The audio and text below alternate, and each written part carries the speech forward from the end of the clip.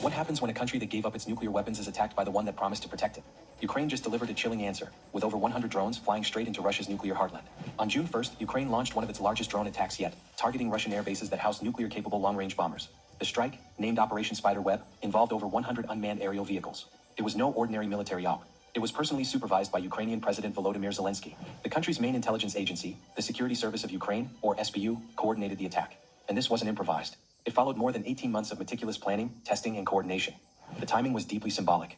The drones were activated on June 1st, exactly 29 years after Ukraine officially gave up its last nuclear warheads to Russia in 1996. That move made Ukraine a non-nuclear state under the Nuclear Non-Proliferation Treaty, or NPT. But the story doesn't start there.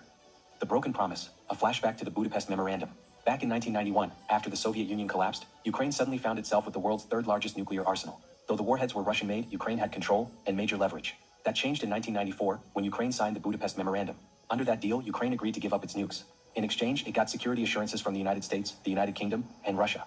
They promised to respect Ukraine's sovereignty, territorial integrity, and political independence, and to never use or threaten force. Ukraine kept its word. Russia didn't. Military sources say this operation showed a high degree of technical sophistication. First-person view, or FPV, drones were smuggled deep inside Russian territory. They were hidden inside mobile wooden structures mounted on trucks. At the right moment, the roofs of these mobile units were remotely opened. The drones then launched straight from inside Russia, hitting their targets with precision. The scale was immediately clear. Explosions were reported from multiple Russian time zones, from the Amur region, more than 8,000 kilometers away from Ukraine, all the way to Murmansk, above the Arctic Circle.